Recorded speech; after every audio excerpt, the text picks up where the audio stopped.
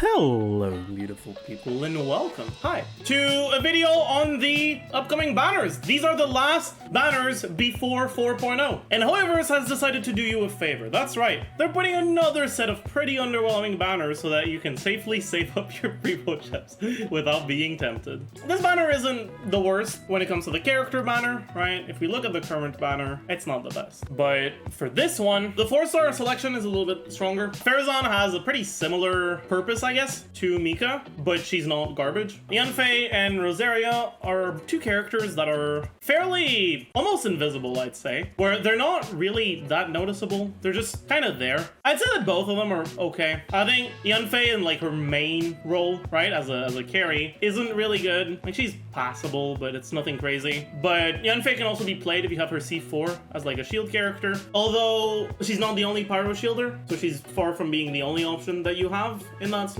But yeah, overall, this banner's alright. As usual, we'll go into a bit more details on each of the 4-stars first. So let's take a look. We have Faruzan, who at C0 does not feel too good to play. Faruzan's biggest flaw, I guess, is how energy reliant she is. She generates very little energy with her elemental skill, and it's only if you do the charge shot after using her E. The E itself will not generate an elemental skill. And so, because doing a charge attack extends your rotation, you know, it takes time, even if it's not that long, it is still something that a lot of people end up skipping, and especially when you do that, you'll notice her energy generation is pretty underwhelming. Very often, she's played with characters like Wanderer in teams where there's only 2 animal units, and when that's the case, her ER requirements can reach upwards of like 300% ER. If you're not doing the charge shot, it can be even higher. There are ways to mitigate that though. So generally, you'll run her with Fav, you'll run her with other units that are wearing Fav on your team. So for example, let's do a quick little ER requirement. So if you're playing her in a team where, for example, you have Faruzan, Wanderer, Bennett, Zhongli, which I think is one of the teams that people often end up using with Wanderer, right? So Faruzan generates 2 particles when her elemental skill Explosion after the charge attack collides with an enemy, and Wanderer generates 1 particle with a 2-second ICD while he's attacking. Now, he generally will attack for a little bit over 10 seconds, so about 5 particles, but obviously you only generate those particles when you're on Wanderer, so Faruzan's not catching them. When you catch a particle of the same element, it's 3 energy. When you don't catch it, it's 1.8. When you catch a particle of a different element, it's 1. When you don't catch it, it's 0.6, and then clear element is 2, and then 1.2. Faruzan will catch her own particles if you're doing the charge attack, because usually you do E burst charge attack or E charge attack burst, but you can make sure that you catch your own particles. So 2 particles that you catch, and then Wanderer's particles that you don't catch. And that's it for the animal particle generation. Other than that, you're gonna have Bennett and Zhongli. Assuming you do 1 E on Bennett, that's 2.25. But because you only do 1 E, you need to be ready, because basically it's a 25% chance to generate 3 and a 75% chance to generate 2. But if you have exactly enough for 2.25, then when you get 2, you're not gonna have enough, right? So we're just gonna assume 2. So 2 particles that Faruzan is probably not catching on Bennett, and then Zhongli generating a total of 50% every single time the skill hits, basically 1 particle every 4 seconds, assuming a 20-ish second rotation. That's up to 5 particles, but that's assuming the pillar hits and doesn't get destroyed and is placed like close enough to the enemy. It's a generous assumption is what I'm getting at. So let's say that instead of 5 he gets 4, and I'd say even then that's still pretty generous. So a total of 6 particles from this. Without any Favonius weapons, right, usually I assume that you get about 2 particle drops per rotation when you're fighting enemies. Now obviously depending on which enemy you fight is going to change a lot, but I've found 2 total clear particle drops to be a good breakpoint most of the time. Obviously you're doing damage when Wanderer's on field, not when Faruzan's on field, so she's not the one catching them. And that generates a total of 21 energy, which means that without Favs, without any like additional changes to rotations, energy generated is 21, cost is 80, which means that energy recharge requirements would be very high. Now, obviously, that's not exactly what happens, right? You play Fav Bow on Faruzan. Fav Bow is the only Fav weapon that's given for free to everyone during the Mondstadt Archon quest. I think it's a Mondstadt Archon quest. It's one of the quests in Mondstadt. So you can get a Fav proc that she catches because she's going to be on Fav. And then ideally, you're also going to have your Zhongli on Fav. There's another 3 particles, although these ones she's not catching. And that brings her ER requirements down to 260-ish instead of 380, which is obviously a huge difference. Now, this is fairly reachable with the 61, I think, 61.3, if I remember correctly, that you get from a max level 5. 61.3, you get 51 8 from Ascends, and you start at 1, obviously. So what you'll need is a total of about 48% from substats and set bonus. This is why a lot of people tend to go 2-piece emblem on Faruzan, because getting this amount of ER on only substats can be a bit difficult, because you're gonna need to get basically 12 point something per artifact, because you can't get ER substat on your main stat sense. Because of that, a lot of people tend to go for 2-piece emblem, and then on top of that, if you go 2-piece emblem with good ER substats, you can actually be in a situation where you can skip using your charge attack altogether. It raises your ER requirements quite a bit. This is a lot more difficult to reach, but if you go really high investment, you might also be getting a few more particle drops because you're killing enemies faster. And if instead of the 2 that you get at a baseline, you get something like 3 or 4, then your ER requirements goes back to being somewhat reachable. Point being with this is that it's not like black and white always the same amount of ER, but her ER requirements are very high. Now, obviously, her constellations can help alleviate that, mainly just her C6. So if we take a look at her cons, C1 makes it so that you can use 2 charge shots after your skill, but there's an internal cooldown on particle generation, which means that if you do 2 charge shots in a row, you're only going to get 1 set of particles, and this doesn't help your energy. C2 makes the ultimate last for 6 more seconds, which is quite helpful when it comes to Xiao teams mainly, because Wanderer generally doesn't stay on field long enough for Faruzan's burst to expire before he's done with his damage. Depending on the exact rotation you use, it can expire before you use Wanderer's burst, so like it can still be noticeable in Wanderer teams, but it's definitely not the biggest one. This is skill damage. It mostly just doesn't do anything. Then you got the C4, which does help with energy, but it only helps with energy on pressurized collapse, which is the thing that happens after the charge shot, right? So it doesn't help with not having to do a charge shot. C5 increases your ult damage, which increases the buff that you give by a tiny bit, but it's fairly insignificant of an increase. It's not a huge deal. And then C5 makes it so that you get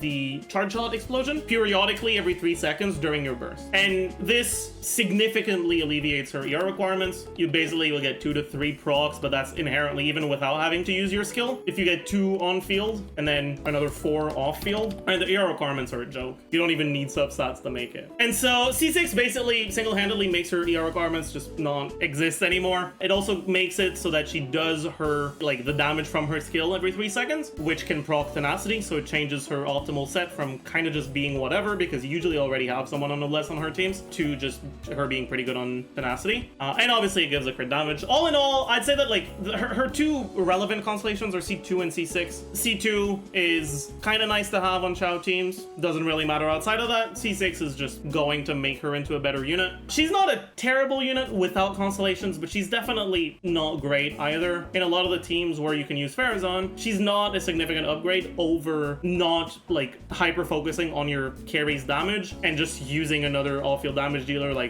Xiangling or Xingqiu instead. Whereas when she is at C6, she can be more significant of an upgrade, which helps her like get a niche for herself, which is nice. If you're a Wanderer player, basically you're happy to see her on the banner. If you're a Xiao player who wants to get Kokomi, you're happy to see her on the banner. For everyone else, I mean, obviously, if you're a Jean main who just really likes to see big numbers, that as well. If you're a Hazel main, that as well. But from a meta perspective, it's mostly for Xiao and Wanderer players that she is nice to have on the banner. And she's kind of underwhelming for every other team. Next up, we have Rosaria. So at C0, she's an okay unit. She does an okay-ish amount of damage. Nothing crazy, nothing terrible. She's a reasonable battery. She has a multi-hit on her skill, which makes it more likely that she can proc Fav. So when you're using, or when you need a battery for like an Ayaka team or something, and you want something that also adds damage to the team instead of just being a battery like Diona, Rosaria can be good. And she has some constellations that do help her damage a decent amount. C1 is useless, it doesn't do anything. C2 is her biggest constellation. It increases the duration of her burst by 4 seconds, so it basically makes it go from having a total of 4 hits after the initial hit to 6, which is a fairly significant upgrade. C3 increases her skill damage, which is a bit less relevant than C5, which increases burst damage, but it's still not completely irrelevant because her skill does have a decent portion of her power budget. It's still a reasonable skill, so having the talent on it isn't completely useless. C4 helps her ER requirements. It makes it so that when you're her E crits, it generates 5 energy. And then C6 is good for her in physical teams. Now, physical teams aren't the greatest right now, so it's not a particularly relevant constellation for most people. If you are a physical player, C6 can be a nice thing to go for, but it's not that big of a deal, even in those teams, and it's useless outside of them. Her main big constellation is C2, and after that, it's like C5 is also fairly good, C3 is alright, C4 is alright. But yeah, that's basically it. She's overall just a reasonable unit, some reasonable constellation, nothing particularly out of the ordinary. And finally, we have Yanfei. Now, I've said earlier, I don't think Yanfei is like the greatest unit as a carry. If you do want to play her as a carry, her C1 helps with stamina generation. It makes it so that you don't go stamina neutral or stamina negative. You always go stamina neutral or positive during your combos. I don't know if they fixed the bug where her Scarlet Zeal also affect dash stamina consumption. I guess I can go check.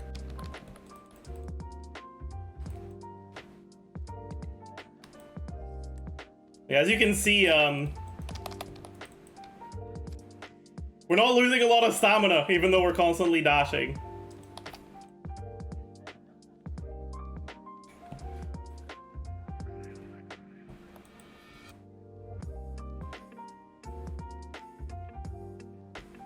Oh, now we're gonna start losing stamina because we don't have our seals anymore. I don't have the C6 that lets you have 4 seals, which makes it so that your stamina doesn't cost anything, or your dashes don't cost anything. But yeah, so that's like a useful thing for exploration. It is very clearly a bug though, so it might get fixed eventually, so definitely don't pull for her based on this alone. It makes it so that you're not gonna run out of stamina, basically. The C2 is whatever, it's okay. It's basically just a bit of damage, which is always welcome, but meh. C3 sucks. Her skill doesn't really gain anything from levels. It just deals a bit more damage itself, but its damage is kind of a joke, so it's a pretty shit constellation. C4 is the main one I was talking about. It makes it that you get a shield when you use her burst. It makes her viable as a just straight up shielder in teams because 45% of max HP is a very large number, and you can play her with Prototype Ember to alleviate ER requirements and have a bigger shield. You do need pretty high ER on this though, so that's one thing to keep in mind. C5 is alright, right? It increases the charge attack damage bonus that you get from burst. Nothing crazy, but it's better than C3. And C6 is also alright if you want to play her as a carry. Basically, you go from 4 seals to 5 seals. It increases your charge attack damage by about 10%,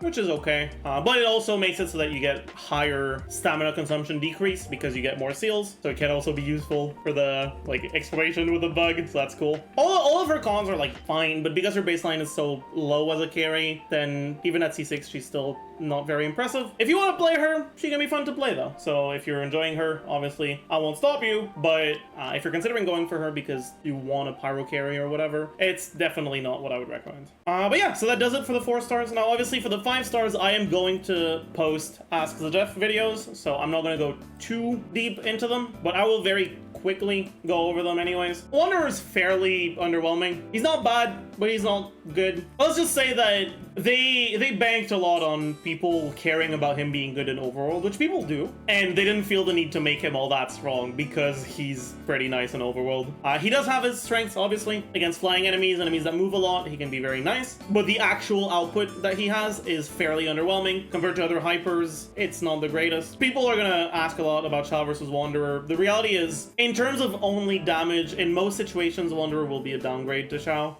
but there's more situations where Wanderer can hit things easily, whereas Shao can't. He's the kind of character where he's a lot better if you have C6 Faruzan. If you don't have C6 Faruzan, he's very underwhelming. If you do have C6 Faruzan, he's somewhat competitive with some other teams, so Shao would be just as competitive as well. So if you're considering him as an upgrade to Shao, don't have your hopes too high. If you are planning on going for him and you are planning on going onto the banner enough to get Faruzan C6, he can be fairly good. If you already have a lot of Faruzan constellations from previous banners or just from standard banner or whatever, he can be a consideration, but overall he's okay. And then we have Kokomi. Kokomi is one of the better units to go for. Effectively, she's good at consolidating the elemental application and healing, right? The elemental application that a lot of teams want from a Hydro unit, and healing. Her biggest downside is that that she doesn't really have a good way to apply fast AoE application. So she can be fine for AoE application in teams that don't need fast application. So if you look at Milo Bloom, if you look at freeze teams, but